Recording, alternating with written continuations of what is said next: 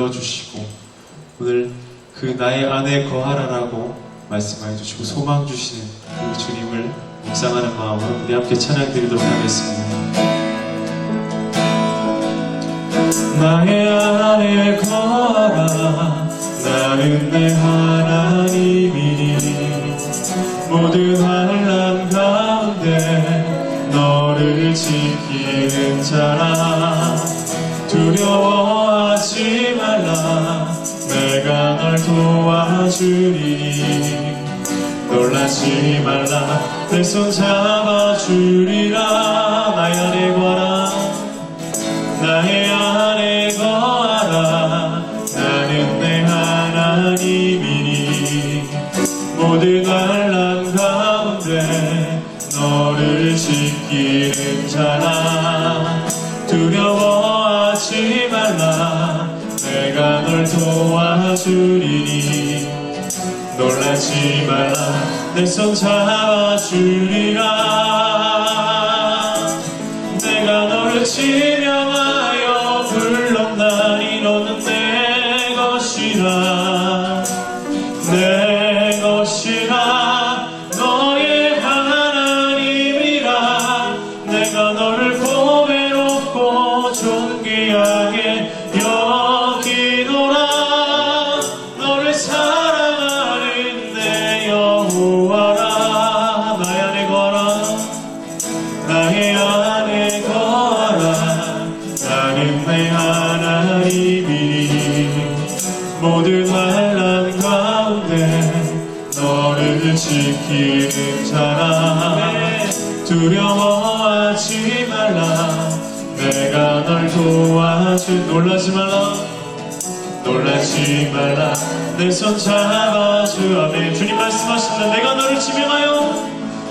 너를 지명하여 불렀나니 너는 내 것이라 내 것이라 너의 하나님이라 내가 너를 보배롭고 존귀하게 여기노라 너를 사랑하는 내 여호 내가 너를 지명하여 불렀나니 내가 너를 지명하여 불렀나니 너는 내 것이라 내 것이라 너의 하나님이라 내가 너를 보배롭고 존귀하게 여기노라 너를 사랑하는 내 우리 마지막으로 다시 한번 더 고백합니다 내가 너를 지명하여 불렀나니 내가 너를 지명하여 불렀나니 너는 내 것이라 내 것이라 너의 하나님이라 내가 너를 보배롭고 존귀하게 여기노라 너를 사랑하는 내 여호와라 우리 모두 그 자리에 다가 불러주시고 오늘 그 나의 안에 거하라라고 말씀해 주시고 소망 주시는 그 주님을 묵상하는 마음으로 우리 함께 찬양 드리도록 하겠습니다. 나의 안에 거하라 나는 내 하나님이니 모든 환난 가운데 너를 지키는 자라 두려워하지 말라 내가 널 도와주리니 놀라지 말라 내 손 잡아주리라 나의 안에 거하라 나의 안에 거하라 나는 내 하나님이니 모든 환난 가운데 너를 지키는 자라 두려워하지 말라 내가 널 도와주리니 놀라지 말라 내 손 잡아주리라 내가 너를 지명하여 불렀나니 너는 내 것이라 내 것이라 너의 하나님이라 내가 너를 보배롭고 존귀 귀하게 여기노라. 너를 사랑하는 내 여호와라. 나의 안에 거하라. 나의 안에 거하라. 나는 내 하나님이니 모든 환난 가운데 너를 지키는 자라. 두려워하지 말라. 내가 널 도와줄. 놀라지 말라. 놀라지 말라. 내 손 잡아주. 아멘. 주님 말씀하십니다. 내가 너를 지명하여 내가 너를 지명하여 불렀나니 너는 내 것이라. 내 것이라. 너의 하나님이라. 내가 너를 보배롭고 존귀하게 여기노라. 너를 사랑하는 내 여호. 내가 너를 지명하여 불렀나니 내가 너를 지명하여 불렀나니 너는 내 것이라.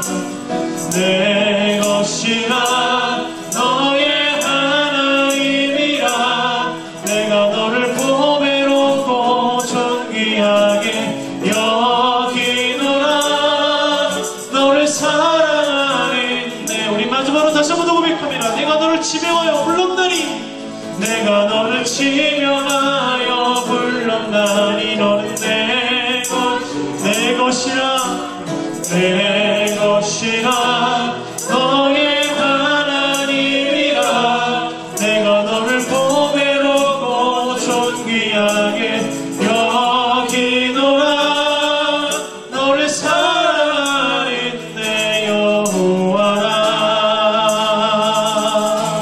우리 모두 그 자리에 다 같이 너무나 감사하고 또 힘이 납니다.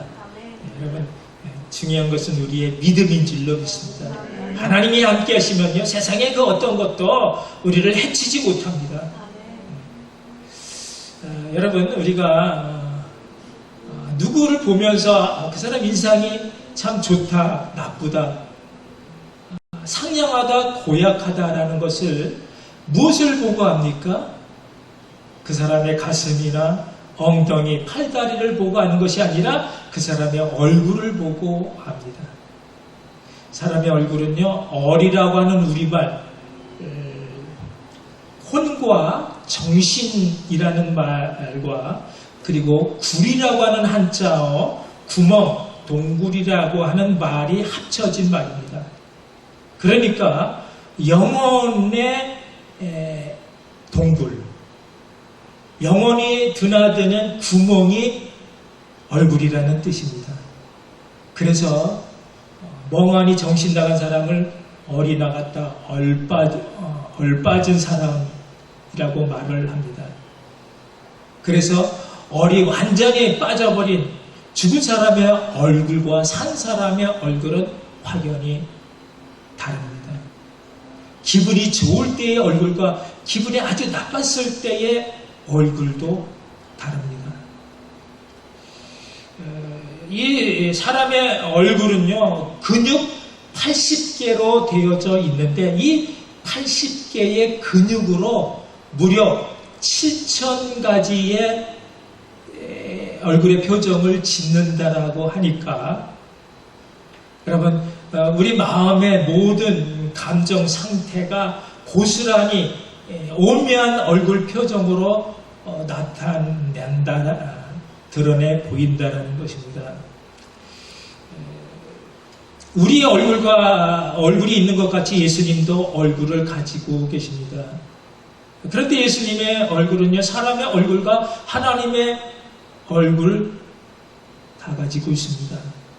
그래서 예수님의 얼굴은요, 사람의 희노애락과 함께 하나님의 영광과 거룩함을 지니고 계십니다. 그래서 많은 경건한 화가들이 이 예수님의 얼굴을 화폭에 담았습니다. 어떤 얼굴입니까?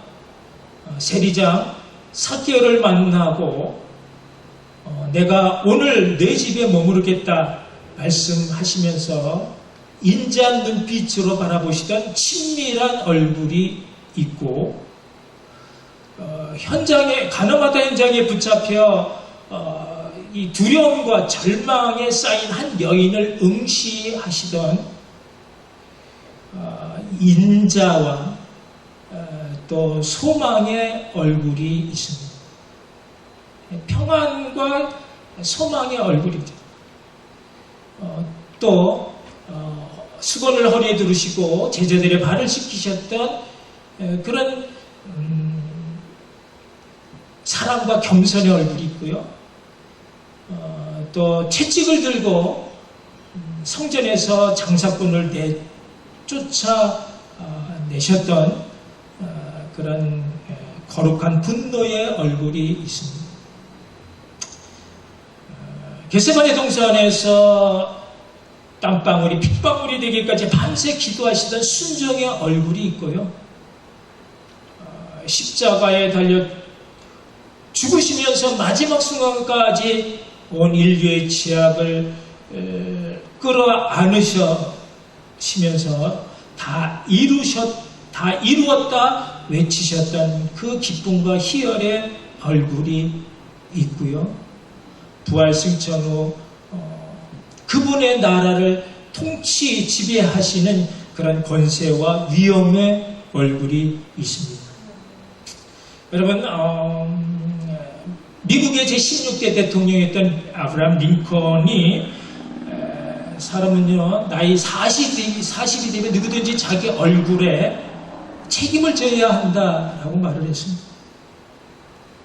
이것은요, 사람의 얼굴은요, 나면서부터 부모로부터 물려받은 고유한 자기 얼굴이 있지만 또 살면서 만들어진 자기 얼굴도 있다라는 것입니다. 나이 40이 되면서 그동안 살면서 굳어진 그 삶의 그 모든 모습이 얼마나 성실한지, 정직한지, 상냥한지, 긍정적이고 적극적인지 등등의 그런 마음의 모든 상태가 그대로 얼굴의 인상으로 만들어져 남겨져 드러난다라고 한다면 여러분, 지금 내 얼굴은 어떤 얼굴입니까?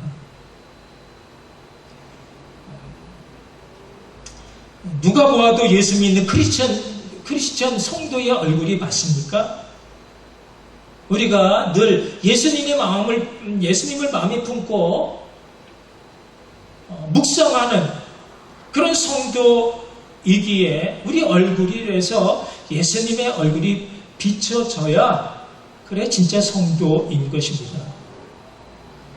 주님을 닮아 주님처럼 사시는 복된 여러분 모두가 되시기를 주님의 이름으로 축복합니다. 사랑하는 성도 여러분, 오늘 우리가 읽은 본문은요, 예수님 변화산 사건으로 예수님의 얼굴이 해같이 빛나는 그런 하나님 영광의 모습을 보여주고 있습니다. 사람의 얼굴이 아닌 하나님의 얼굴로 나타내 보여주셨습니다. 왜 그랬습니까? 왜 예수님은 12제자 중에 베드로, 야고보, 요한 셋만을 데리시고 높은 산에 오르셔서 이처럼 놀라운 천상의 모습을 보여주셨습니까? 그것은요, 예수님이 누구시라고요? 하나님의 아들. 사람의 아들로 오셨지만 겉만, 껍데기만 사람일 뿐 사실은 그분은 하나님의 아들, 성자 예수님이심을 나타내 보여 알게 하시기 위해서입니다. 예수님이 누구신지 자신의 정체성을 확증해주는 사건이 바로 이 변화산 사건인 것입니다. 그럼 당시 사람들이요, 예수님을 하나님의 아들 오실 메시아로 받아들이지 않았습니다. 세상을 변화시키기 위해서 오신 것이 아니고요, 천국 하나님의 나라를 살게 하시기 위해 자신이 천국을 가지고 오셨건만 예수님 주변의 사람들뿐만 아니라 예수님과 동고동락 함께 먹고 살았던 제자들마저도 예수님을 그저 이스라엘을 지배하고 있는 이 강력한 로마를 어떻게 뒤집어 엎을 그런 조금은 특별한 힘센 혁명가로 생각을 했습니다. 그런데 오늘 본문 바로 앞에 마태복음 16장에서 예수님은 사람들이 나를 누구라 하느냐 물으셨고, 그 다음에 그렇다면 너희는 나를 누구라 하느냐 물으셨을 때 베드로가 조금도 주저하지 않고 주는 그리스도시요 살아계신 하나님의 아들이십니다 라고 대답했을 때 주님은 보통 기뻐하신 것이 아니었습니다. 대단히 기뻐하면서 이를 알게 하신 것은 너 자신이 아니고 또 너의 부모 혈육에 의해서도 아닌 사람으로서는 도무지 알 수 없는 감추인 비밀을 하나님 아버지, 하늘에 계신 아버지 하나님이 알게 하셨다 말씀하셨습니다. 그리고는 너는 베드로라, 내가 이 반석 위에 내 교회를 세우리니 음부의 권세가 이기지 못하리라 말씀하셨습니다. 그러나 여러분, 이 말은요 베드로의 한 연약한 인간 위에 교회를 세우시겠다는 것이 아니라 이 놀라운 베드로 고백, 신앙 고백 위에 교회를 세우시겠다는 뜻이었습니다. 그러므로 교회는 제1대 교황으로 베드로를 추대했던 천주교와 같이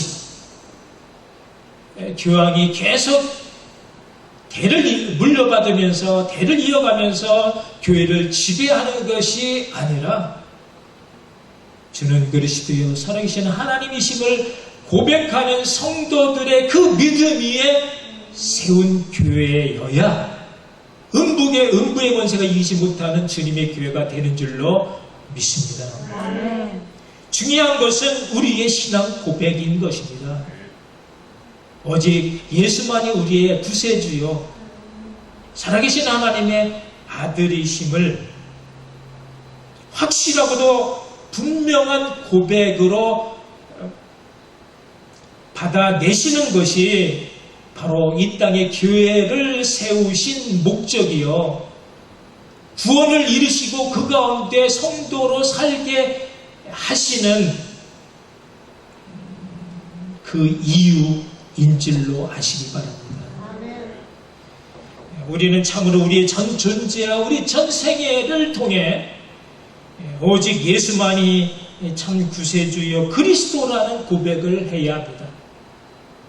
여러분, 이게 무슨 뜻인가 하면요, 교회는요 사람의 능력과 공로가 아닌 이 예수님 십자가 고난으로 거저 얻어진 은혜의 공동체라는 것입니다. 이 베드로의 고백을 들은 예수님께서 비로소 제자들에게 이제 내가 곧 예루살렘으로 들어가서 많은 고난을 받고 죽음을 당하고 제3일에 살아나리라 말씀을 하셨습니다. 그런데 베드로가 이것을 말립니다. 예수님, 그리하시면 안 된다라는 것입니다. 그렇게 하지 말라는 것입니다. 베드로가 왜 말렸을까요? 그것은 아직 베드로까지도 주님이 누구신지, 주님이 왜 이 땅에 오셨는지에 대한 분명한 답을 갖고 있지 못해서입니다. 사탄아, 내 뒤로 물러가라. 너는 나를 넘어지게 하는 자로다. 호통을 받은 베드로는 아직 자기 그 육적인 욕망을 채워줄 주님의 나라가 이 세상에서 자기가 원하는 모양으로 세워져야 한다라고 생각했기 때문입니다. 만약 베드로가 정말 예수님이 누구신지 정확하게 알았더라면 사람의 일, 사탄의 일이 아닌 하나님의 일을 생각했을 터이고 자신의 육적인 욕망을 버리고 영으로 충만해져 주님을 도와줄 수 있었을 것입니다. 이에 예수님은 자기를 바라보고 있는 제자들에게 누구든지 나를 따르려거든 자기를 부인하고 자기 십자가를 지고 나를 쫓을 것이니라 말씀하셨습니다. 그러므로 성도의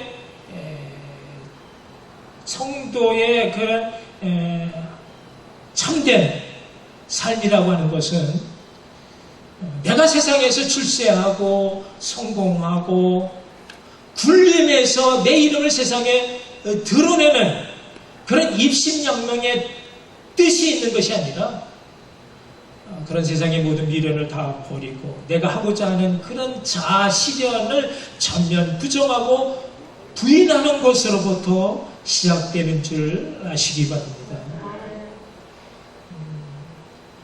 전적인 예수의 고난과 십자가 은혜로 태어난 교회와 성도는 그러므로 나를 위해 죽으신 그 예수님을 위해 남은 평생의 삶을 주님을 위해 주님의 뜻을 위해 날마다 내가 죽어지는 것인 줄 명심하시기 바랍니다. 이런 배경 속에서 오늘 변화산 사건이 등장을 합니다. 예수님이 고난받고 죽을 것이라는 순한 이야기를 들은 제자들의 마음이 어떠하겠습니까? 아니 예수님이 죽으러 가신다니 그동안 부귀영화를 꿈꾸며 주님을 쫓았던 제자들의 그 마음 심정 그 실망감이 이만저만이 아니었습니다. 의기소침이 있던 제자들을 데리시고 예수님이 변화산으로 올라가셔서 이제 예수님께서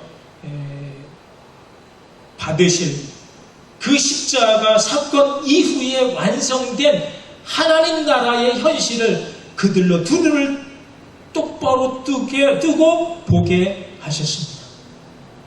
이제 예루살렘에 들어가서 예수님이 지실 그 십자가는 더 이상 패배가 아니고 절망이 아니고 끝이 아니다라는 것입니다.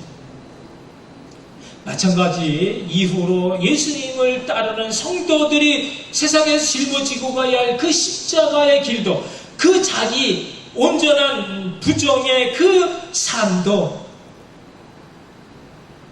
영 고통스럽기는 해도 그것을 견딜 만한 힘은 그것이 그것으로 끝나지 아니하고 그것이 찬란히 빛나는 예수님 그 영광의 모습을 봄으로써 힘을 얻게 된다는 것입니다. 이 예수님 변화 사건은 모든 공간복음에 기록될 만큼 우리 성도들이 반드시 기억해야 할 중요한 사건이라는 것입니다.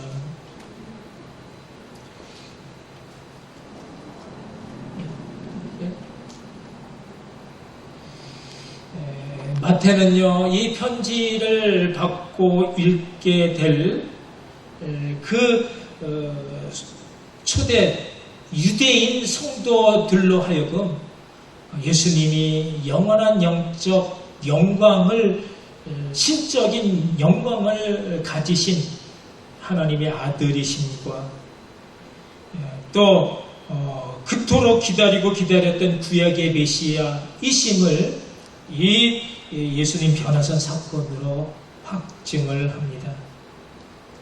그리고 초대교회 성도들이 환난과 핍박 가운데서도 좀 더 흔들림 없이 오직 끝까지 예수님을 쫓는 일에 힘쓸 것을 권면을 합니다. 여러분 지치고 낙심될 때 무엇을 바라봐야 한다고요?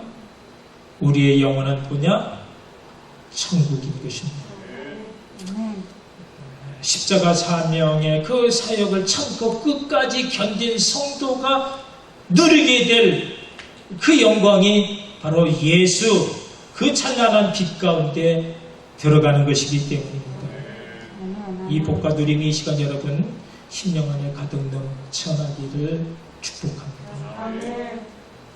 사랑하는 성도 여러분, 그렇다면 여기서 우리가 한 가지 궁금한 점을 짚고 넘어가자면 이 변화산에 예수님과 함께 서서 이야기를 한 사람이 누구라고요? 바로 모세와 엘리야입니다. 왜 많은 구약의 인물 가운데 모세와 엘리야가 갑자기 여기 등장을 한 것일까요? 그것은 바로 예수님이 누구시며 왜 이 땅에 오셨는가에 대한 이유를 더욱 분명하고도 확실하게 정확하게 나타내 보여주시기 위해서입니다. 여러분, 모세와 엘리야는 구약을 대표하는 상징적인 인물로 모세는 율법을 대표하고요, 엘리야는 선지자를 대표합니다. 그런데 이 두 사람의 공통점이 있는데 그것이 뭔가 하면 이 두 사람은요, 뛰어난 하나님의 사람이었음에도 불구하고 자기 사역을 완성하지 못한 채 그 남은 사역을 각자 그 후임자들에게 넘겨주었다는 것입니다.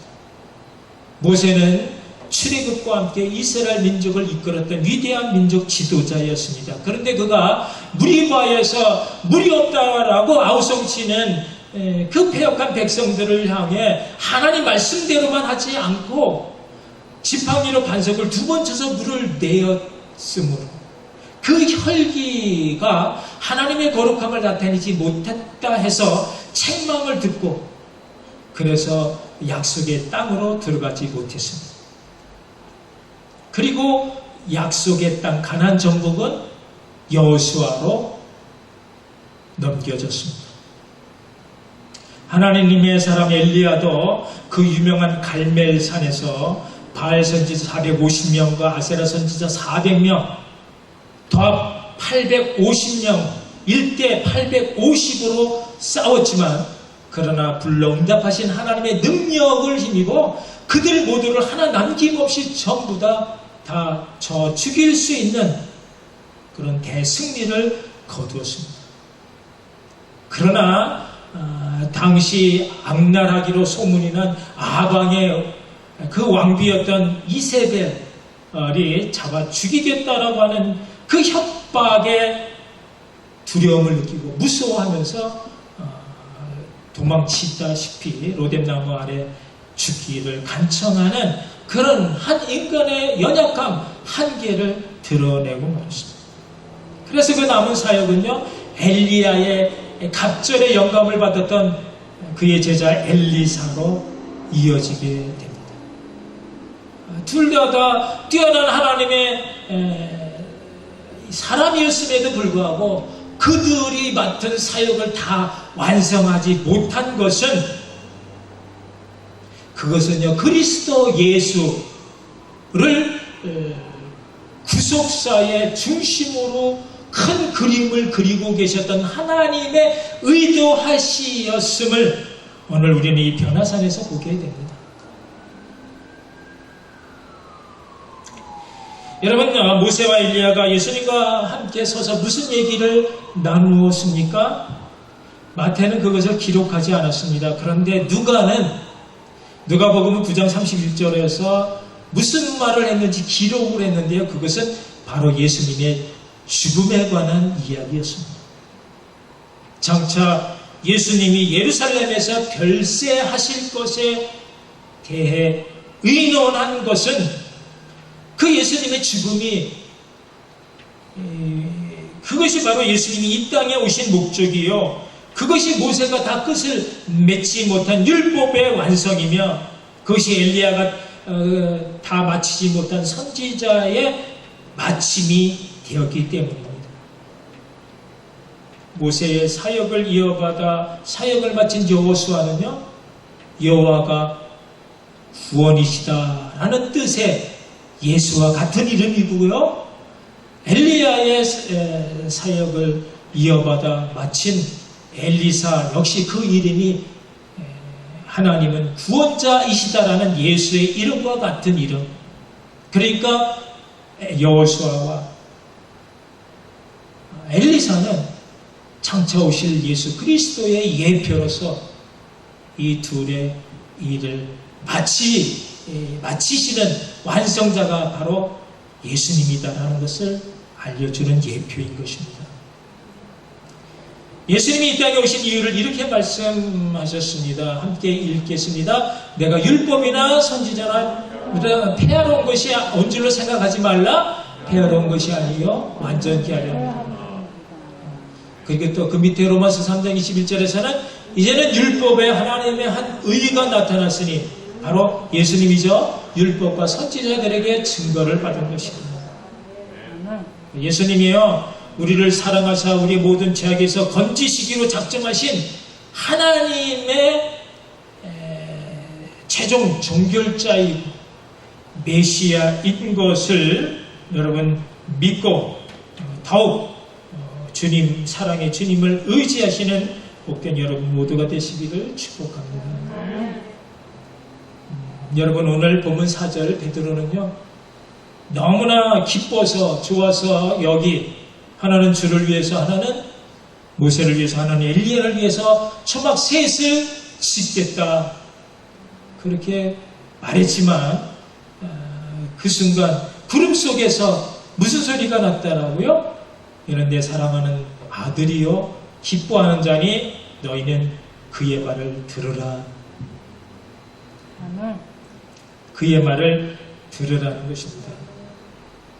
그리고 그 모든 영광이 사라진 후 오직 예수에는 아무도 보이지 않았다라고 했습니다. 하나님 구속 사역에 모세도 중요하고 엘리야의 사역도 중요하지만 여러분 새로운 스마트폰이 나오면 기능을 다한 구식의 셀폰은요 다 조용히 사라진 같이 그들을 모두 사라져야 했습니다. 우리에게 정말 필요한 분은 오직 예수 한 분이시기 때문입니다.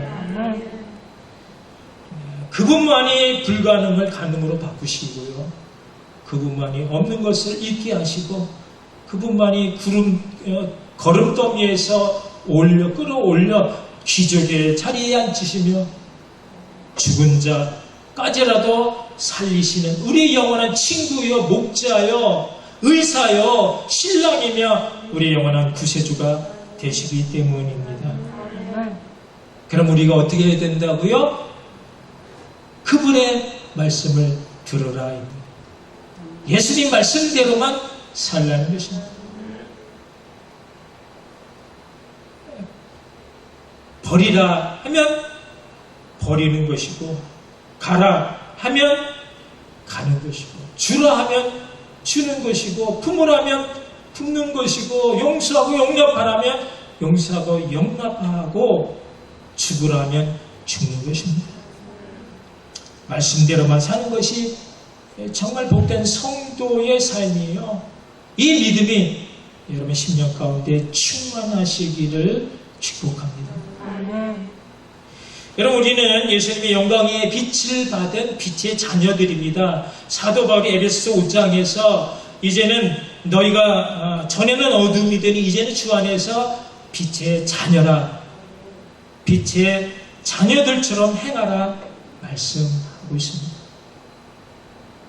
우리가 다 전에는 죄악 가운데 살았던 어둠의 자녀였지만 이제는 주님을 만나고 주님 은혜 가운데 그 사랑 가운데 그 빛을 받아 사는 빛의 자녀인 것입니다. 세상을 살면서 기죽지 말라는 것입니다. 어둠의 세력을 물리치라는 것입니다. 빛의 열매 모든 착함과 의로움과 진실함으로 살라는 것입니다. 그런데도 교회 많은 성도님들이 베드로처럼 산 위에 거룩한 곳에서만 머물러 살려고 합니다.